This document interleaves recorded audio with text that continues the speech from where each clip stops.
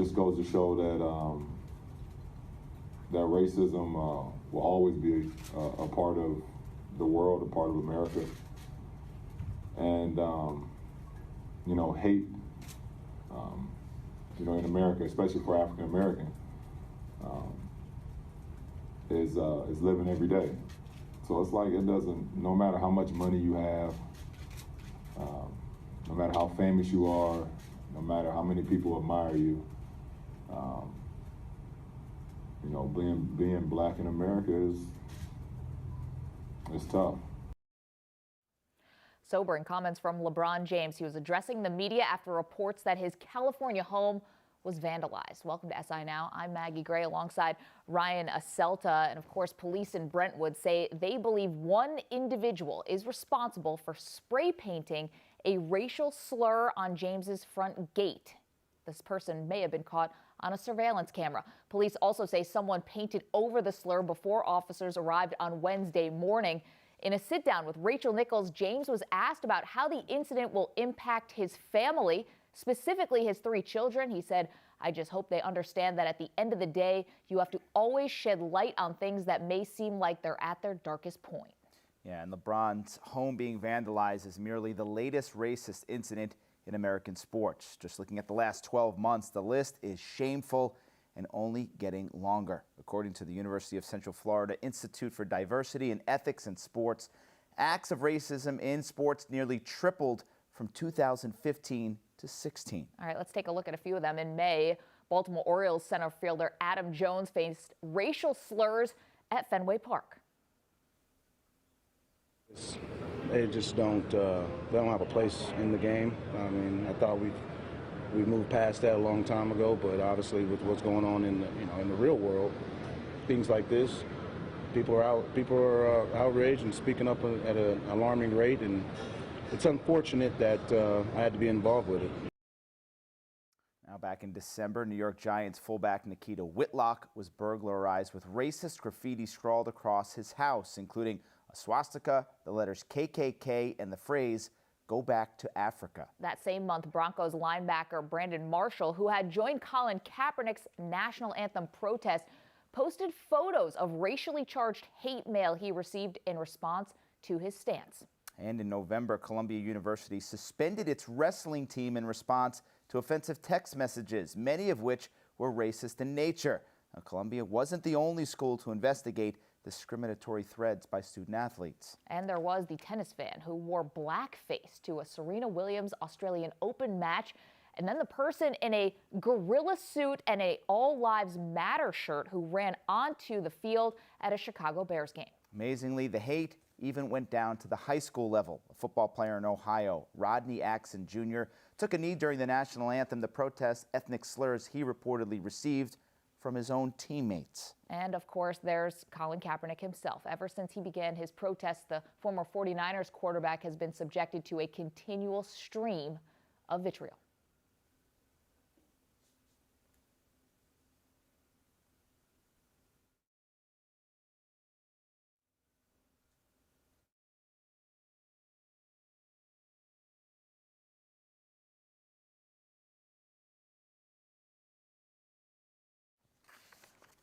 Well, turning to Tiger Woods now. Last night, Ryan, authorities in Jupiter, Florida, released the dashboard camera that showed a very disturbing image. Tiger Woods failing a sobriety test. It was just absolutely horrible to see what bad shape and just how bad a shape he was in. Yeah, Tiger had trouble following instructions from the officers. He sounded disoriented.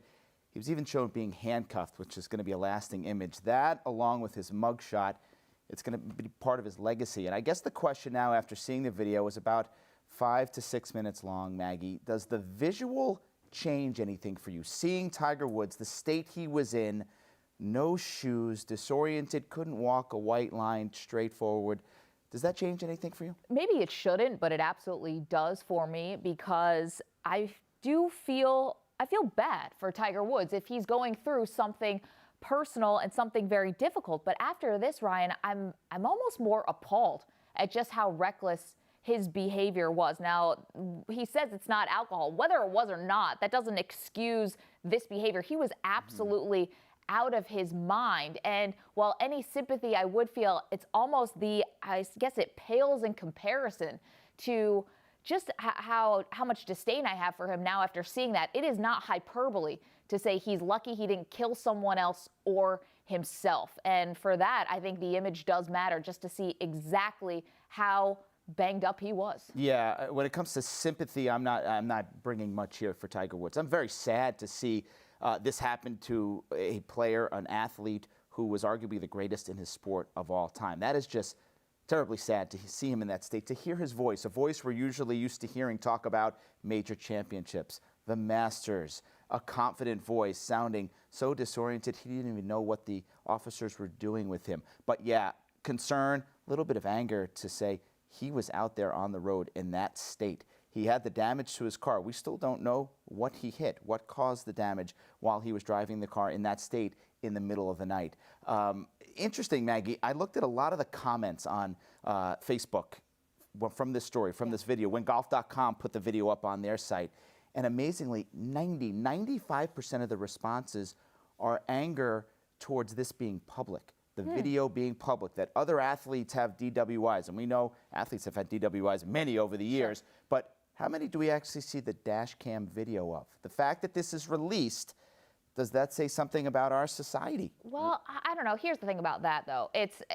That doesn't excuse what Tiger Woods did. Absolutely not. No way. Yeah. The fact that you're going to have the mugshot and now the dashboard cam, and that's going to live on, well, that's the risk that you take when you get behind the wheel and you put yourselves in harm's way by breaking the law.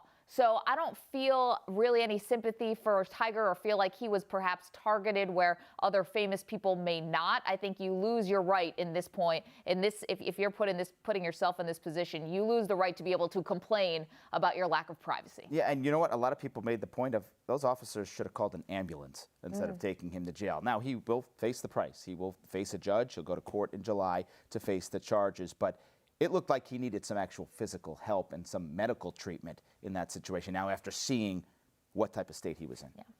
All right, let's go back to the NBA now. Looks like Steve Kerr, Warriors coach, could return to the bench, Ryan, tonight for Game 1. Now, just besides the fact that we'd be happy to see Steve Kerr back on the bench, maybe it means he's turned a corner with these horrible back issues that he has been dealing with for now almost 2 years since his initial surgery. Do you think that it's going to matter at all who is on the bench for the Warriors in Game 1? The easy answer is no, it won't matter because of the type of ball that the Warriors have been playing without him. But I think it actually will matter because, let's face it, outside of the Game 1 against the Spurs, the Warriors have not been tested at all. And who knows how much they would have been tested if Kawhi Leonard didn't get hurt and how much coaching would have come into play the rest of that series. Regardless of who wins this series, whether it's the Warriors in 5 or 6 or whatever it may be, at some point the Cavs are going to test the Warriors, and Golden State is better off with that guy right there on the bench calling the shots. Although, did you see that graphic? All the numbers would suggest otherwise. Although I'm not putting a lot of stock into that, just because you may get the emotional lift of having their general back on the bench with them. We know that Steve Kerr has been in pregame and halftime, and he's been around the team. But until the Warriors do get that clutch moment where either a last-minute decision has to be made or a major substitution or a lineup tweak or change, I think at this point, I'm not going to say they're on cruise control. It's the finals, and I would never disrespect the Cavaliers in that way. But I can't give a whole lot of credit to the coaches until I witness some kind of strategy. You have to see a last-minute play call being made. But yeah, you know what I mean. agree. But I think Steve Kerr's the guy you want making that play call in the huddle to get them over the hump. That is really interesting about the numbers, though. Very interesting. How could they go up when he's not on the bench? And speaking of the Warriors, plenty of decisions are going to need to be made after the NBA Finals for Golden State. Now, Steph Curry is set to sign a Supermax contract this offseason, and Kevin Durant is now saying he'd take less money than the max contract extension he's entitled to in order to keep the Warriors' core together. My question for you, Maggie, we're talking about maybe about a $4 million discount.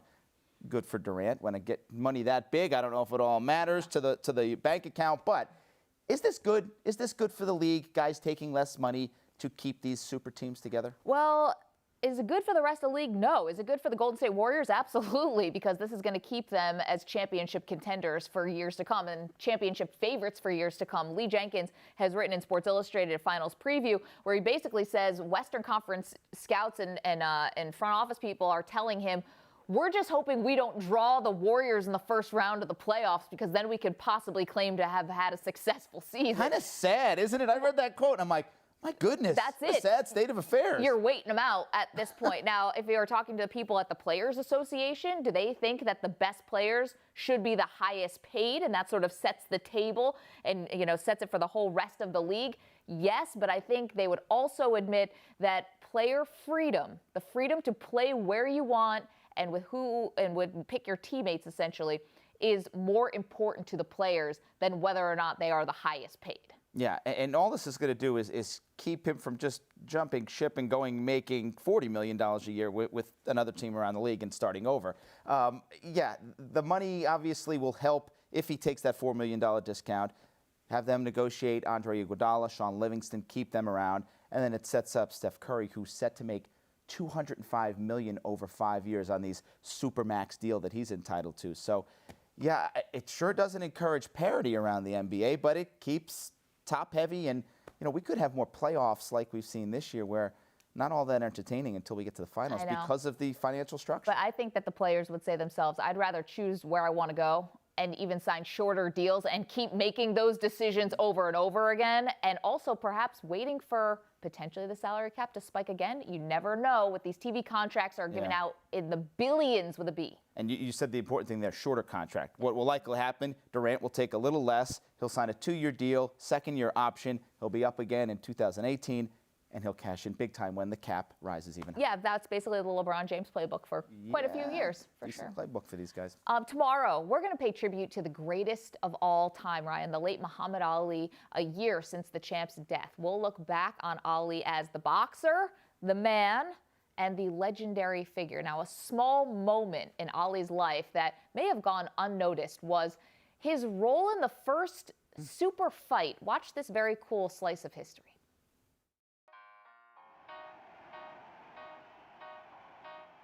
At one point, being the heavyweight champion was like being the little toe of God.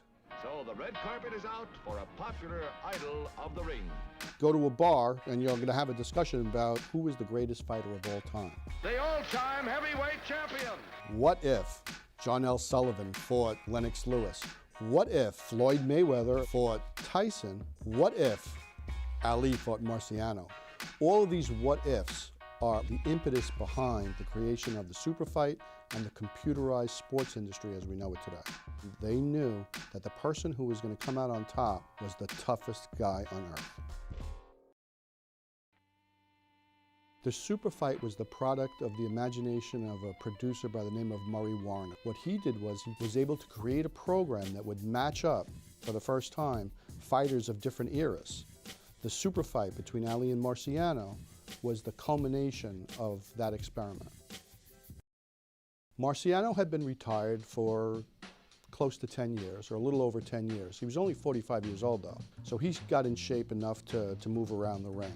Ali was suspended by every commission in the world because he had refused to be inducted into the U.S. Army.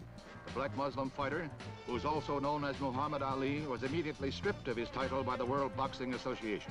So here he is at 27 years old. He should be at the height of his powers, at the height of his money-making ability, undefeated, claiming to be the greatest, whereas Marciano had retired undefeated, so the ground was set for these two guys to meet. There's a new sound in data processing today. The sound of the MCR 315. In the 60s, the largest computer would not match your computing power in your cell phone. Memory was in thousands of bytes. I wrote many programs on the 315 series of computers in the 60s. I'd never even considered a fight. There was always relating to a mathematic comparison. This system is processing approximately 350,000 items per day on a 3-shift basis. You needed data to put into it. You had to come up with some type of formula to give each fighter points to compare against the other fighter. As with any computer program, the algorithm and the variables that go into that algorithm are the most important thing. Warner had one chief asset that nobody else had, and that was a guy by the name of Hank Kaplan. He was the world's foremost historian for maybe 60 years. And so Hank Kaplan went through every single newspaper article, every single blow-by-blow account, watching other films of both Ali and Marciano, and preparing a list of how they reacted in various fights. The hitting power, the ability to take a punch, defensive ability, ring generalship. There was over 100 and some odd variables. That then was converted by programmers into an algorithm that could be run on their computer. Rocky Marciano, Muhammad Ali, Cassius Clay in this, the classic championship fight. They filmed in a warehouse in Miami, completely secluded, very serious, a ring, the lights, and the referee. That was it. They sparred 72 one-minute rounds over a period of days, and then they also had certain set pieces that the computer was saying certain things happened to stop it, you know, to check the cuts and that kind of thing. A left by the Rock, and Clay is down. Here's the count. 3, 4, 5. When they sent the film out, the film did great. It was sold out. When the returns came in, didn't make money for Warren. It made money for everybody who broadcasted or showed it, but Murray didn't make the money and was therefore not able to continue what his vision was, which is to pursue computerized simulation of sporting events and other events. I think the super fight is the grandfather of every single simulated matchup that there is. One of the earliest games is a computer boxing game. The super fight between Ali and Marciano, once I think people saw what you can do, I think that was what gave a lot of people the idea to go forward with some of the earlier games in computers. And what do we got next? Who knows? Ruggles wide open, and he's down, a left to the jaw. There's the bell.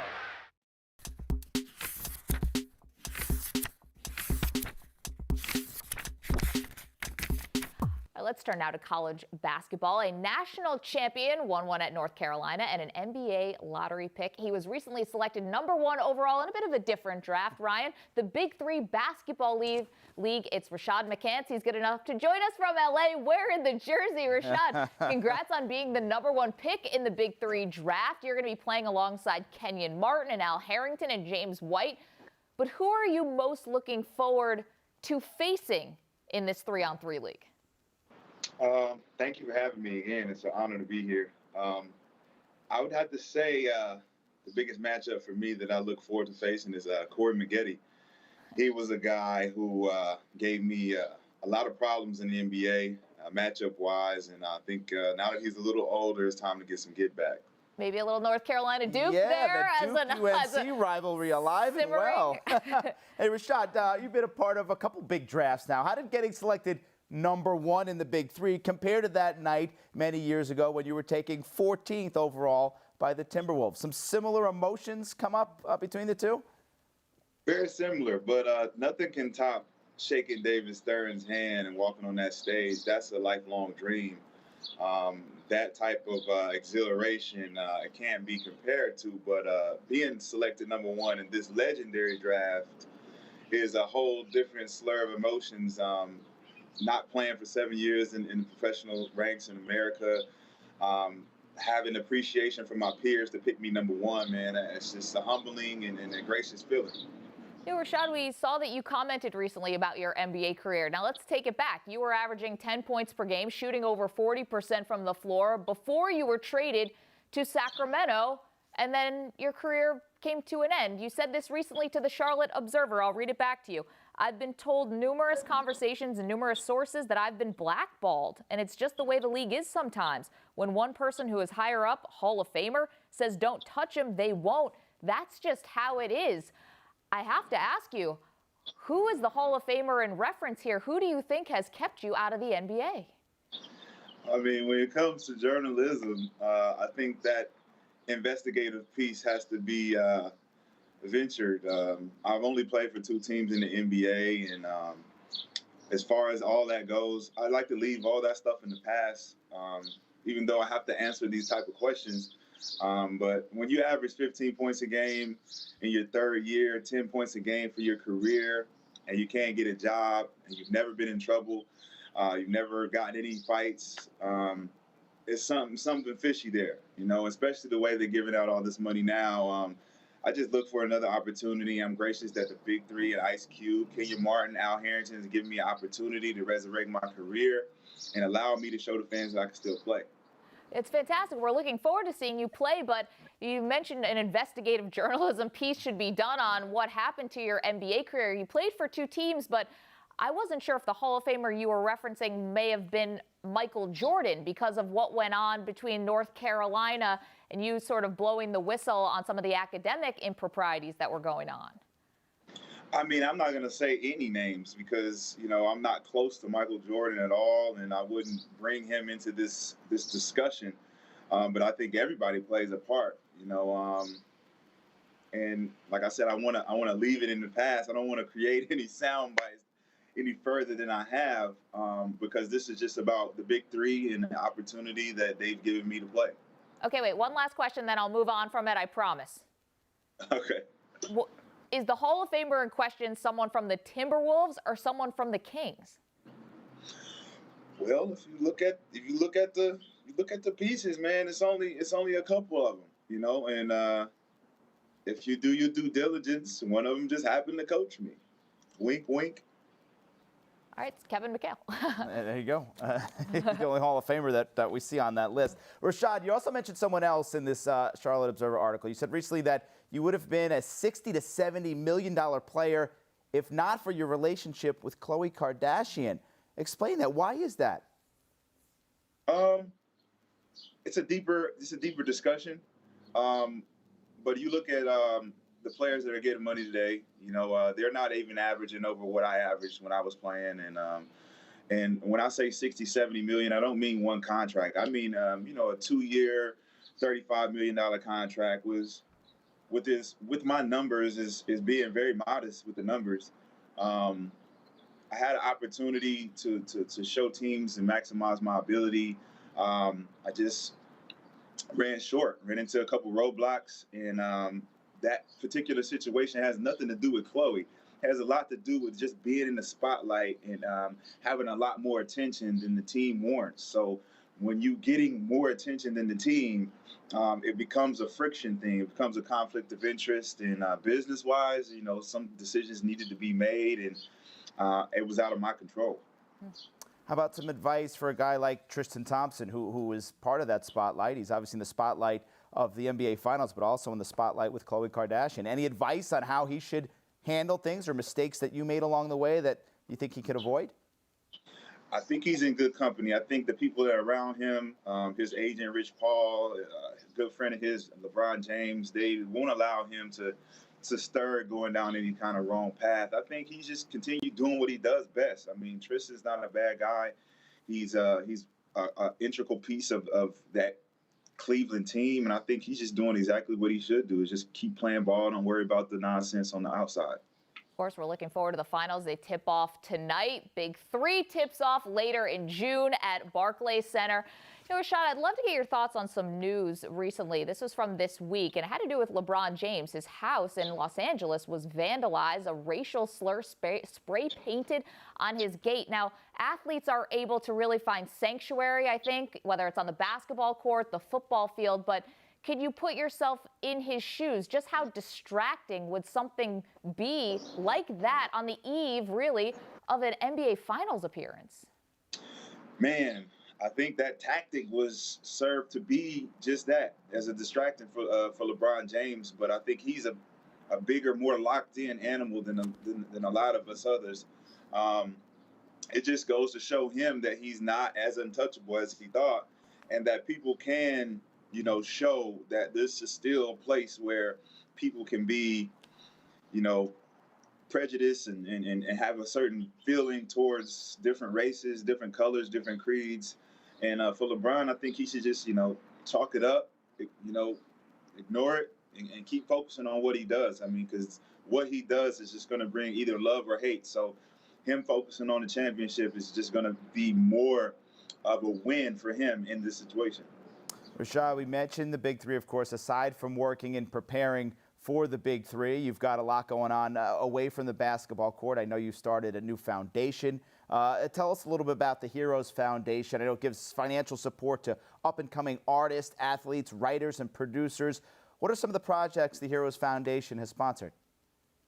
Well, right now, we're just really working on finding the talent. You know, in the independent industry, there's almost about 95% of artists, athletes, entertainers that have nowhere to go, no outlets whatsoever.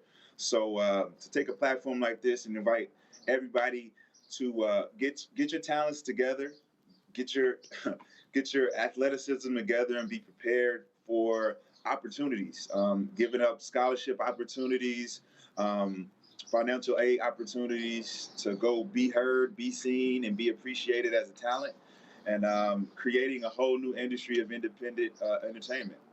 That's fantastic. Where can we find more about this foundation? Right now, the website is under construction, but everything will be up by the top of the year. And we look to gauge into a lot of different other foundations, helpful just as well as LeBron James's I Promise Foundation, which is a very instrumental and dedicated foundation. Just teaming up with a lot of different ones, Larry Hughes, Paul Pierce, a lot of the good friends that I have. That's fantastic. You're doing great work in the community. Rashad, just right before I go, you seem like you're doing great. You know, we heard from Roger Mason Jr. yesterday. You're a trainer. You're the #1 pick in this 3-on-3 basketball league. And it just seems like you are doing what you want to be doing. And I'm just curious, you know, I commend you for coming out in that UNC scandal and saying the truth, saying your piece and shedding light on something that I think really needed to be brought to the surface. But I'm curious, has anyone else in the North Carolina basketball community, you know, reached out to support you for really going out on this limb, putting yourself out there and taking a stance that may have been unpopular? Not one. It's very unfortunate that the truth can surface and still no one can come forth and support what's happened. But I never did it for any support. I did it for the future. I did it for my kids. I did it for your kids. I did it for everyone's kids looking forward to the future, making sure that we get compensated as athletes. And if we don't get compensated, let us at least get real education. And in that standpoint, you know, if they don't support, they don't support, you know, but the truth is everlasting. So regardless of anybody denying these claims, the truth is always going to come forth. Yeah, I'm just curious, how do you feel? I mean, you're from the state of North Carolina. You won a championship for North Carolina. I know you haven't been back to the campus, I don't think, since this scandal broke. How does that make you feel personally? Personally, it's something that I had to sacrifice. It's something I had to stick my neck out on the line for, just like every other leader that stood up against anything, like Colin Kaepernick, Malcolm X, Tupac Shakur, Martin Luther King. You know, whenever you're standing up for somebody's right or any kind of injustice, it's going to take something that you're going to lose. And losing what I worked so hard for, Jersey and the Raptors championship, I'd rather put that on the line for my kids than selfishly just take it in for myself. That's fantastic. Rashad McCants, really appreciate you, your candor, and looking forward to you in the Big Three, this 3-on-3 tournament. Can't wait. The #1 overall pick. Can't wait to see you at Barclays Center June 25th. That's when the summer tour kicks off. Thank you, Rashad. Thank you. All right, Ryan, did you know that tonight is the finals of the National Spelling Bee? Yesterday. Another finals that we have. And we're putting you to the test tonight right on the now. TV screen. No, yesterday we put our own SI staffers to this test. I have a feeling this is not going to go well. Watch this. Janana.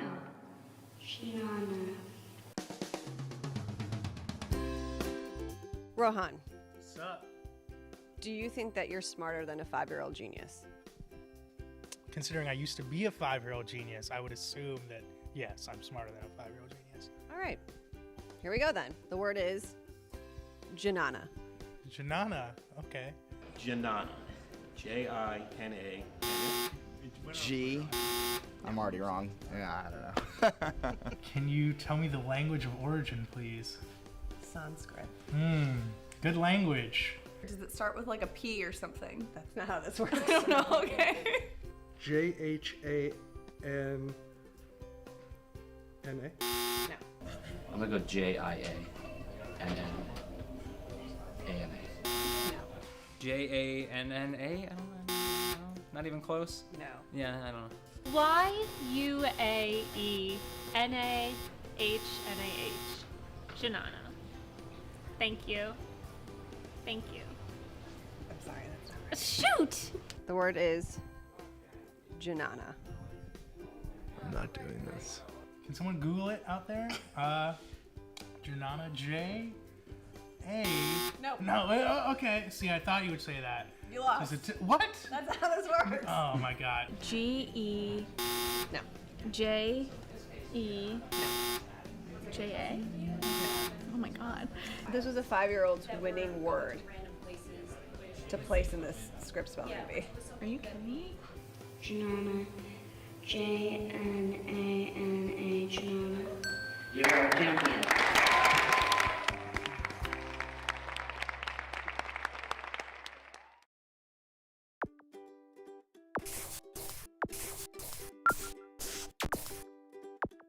We'll get some classic broadcast calls throughout the years. All different sports that you're familiar with. Let's see how many you can get right. Oh, God. Broadcaster, the year, and the moment. I'm so bad at Okay, this. we're gonna start off real easy with you You here. can't set me up like that. You're setting me up for failure. Number 1, do you believe in miracles? Yes. Yeah, I think anybody who's ever put a headset on knows that one. That is Al Troutwig no, that's obviously the great Al Michaels in 1980. 1980, Miracle on Ice. All right, we'll give him 3 points right there. Number 2, good. the bear has come out of hibernation. Jack Nicklaus, right. we're talking about. Masters 86. 86, very good. The announcer? Pat Summerall? It was Nance. It was Nance. It was Nance in 86. Okay. All right, we'll go to hole number 3. Smith corks one into right. Down the line it may go. Go crazy, folks. Go crazy. I'm a product of that man. That is Jack Buck, 1985. Ozzie Smith hitting a home run against the Dodgers in Game 5, maybe? Very good. Game 5. All right. Hole number 4. Down goes Frazier. Down goes Frazier. That's obviously the great Howard Cosell. And you have a very strong I grew up in New York. I could pull it out when I need to. Right. All right, here's a golf one for you. In your life, have you seen anything like that? That's the Vernator. It sure is. Tiger at the Masters on 16, right? Number 16, remember the year? 2006? Close. 2005, Tiger Woods. Yep. Oh, yeah. All right, here's a football one. You do plenty of football. Can I curse on this? Absolutely. It's the internet. You can do whatever you want. Okay, good. I'm actually going to take my pants off. Then, as I'm taking my pants off, I want you to go through those calls again. You believe in miracles. Yes. Move over, sweetness. Make a place for Emmett. Well, that's Emmitt Smith breaking Walter Payton's record. What year would that have been? I would say that was 2001? 2002, yeah. 2002. You know the announcer? Was that Brad Sham? It was. Very good. I think that's worth a bonus point. I do too. That's good. That's got to get me back to That's good. 5 points. All right, here's a tough one. Okay. Gone. There it is. 62. Touch first, Mark. You're the new single season home run king. You're sitting across from that moron right now. All right, 2 more to go. Here we go, making the turn here. Little roller up along first. Behind the bag, it gets through Buckner. Here comes Knight, and the Mets win. Then the New York Mets beating the Boston Red Sox in Game 6 in, why am I blanking, 1986. There it is. Yeah, beautiful. That's one of those. And for you as a Mets fan. I know where I am. I know where I was, though. I was at a high school party. I was 10 years 17. I was 17 at a high school party not drinking beer. That is a lie, Joe Buck. That is a lie. The last part of it's a lie. All right, last one. We got a golf one to finish up. Better than most. Better than most. Better than most. That's at 17 at Sawgrass. Yes. Is it Rolfing? It was Gary Koch. Gary Koch. I'm sorry, and I've met both of them, and they're both lovely, wonderful gentlemen. I cannot keep those two guys straight. I'm sorry. 2001 Players 2001. Championship. Well done. That was impressive. I mean, there was not one that I got completely stumped on. No. Okay. Very well done. Good. Well, that was really fun, Ryan. Yeah, it was a lot of fun. Luckily, Joe did keep his pants on for that segment, or I may have lost it. Yeah, lucky for all of us. But I wonder what Joe Buck would have to say about this. A beloved baseball mascot was caught in a very compromising position, flipping off the fans. Yes, and what can only be described as the most Metsian move ever. Mr. Met gave the bird to fans on Wednesday night. I can't even say this with a straight face. Now, this is not funny. The man inside the costume was promptly fired. Ryan, does the punishment fit the crime? Should he have been fired for giving fans the bird? Well, he flipped one of his only 4 fingers, right? I think Mr. Met only has 4. Yeah, I don't know if that's going to hold up in the court of law. First of all, Mr. Met is the greatest mascot in sports. He is by far #1 on the list. I don't care what you Philly fanatic fans say or the San Diego Chicken. It is Mr. Met. But does the punishment fit the crime? Yes. Mr. Met didn't get fired. Let's make Mr. that Met will be known. back today. It was the employee inside the costume who's fired. Has to be. I mean, this is equivalent to Mickey Mouse walking around Disney World and like mooning a kid. You gotta go. There's an image to uphold. Mr. Met is a smiley, likable figure. He's got Mrs. Met, who's always giving him a hard time, by the way, around the stadium, but we'll get to that in another show. Yes, this Mr. Met version, that employee had to go back. Well, first I want to hear what Noah Syndergaard has to say about this, because he's had a long-standing feud with Mr. Met, and maybe Syndergaard knows something that we didn't know. Maybe Mr. Met has some sort of dark side, something that's just simmering right below the surface, where he's just really a disgruntled Mets fan. Now, here's what I have to say. Knowing a lot of disgruntled Mets fans, as a disgruntled Met fan myself, I'll say it. I mean, if everyone in the Mets organization got fired for doing something dumb, there would be no one to play the games. I mean, earlier this season, they tweeted out a picture from the clubhouse with a sex toy displayed prominently just right in the background. Now, I would say for this, maybe you let the guy, and if this is his first offense, I think maybe you'd say, what were you doing? Suspend him for a little bit, make him promise not to do it again, let him learn that it was wrong. But I have to say this, like the Mets, is this where they're going to draw the line? Because they've had a lot of embarrassing things in their past. You know, the axe sometimes falls on the lowest employees in the food chain there, Mag. I don't know. You mentioned what's up with Mr. Met. What is simmering underneath? He's pissed off. This team was supposed to have the greatest pitching rotation arguably in the last 20 years, and they rank near dead last in ERA this season. That's what's upset Mr. Met.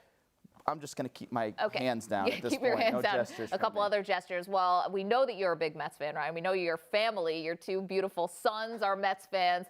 And is your wife there too? Yes, gorgeous wife. Okay, think about this. What if that guy was the same guy from yesterday?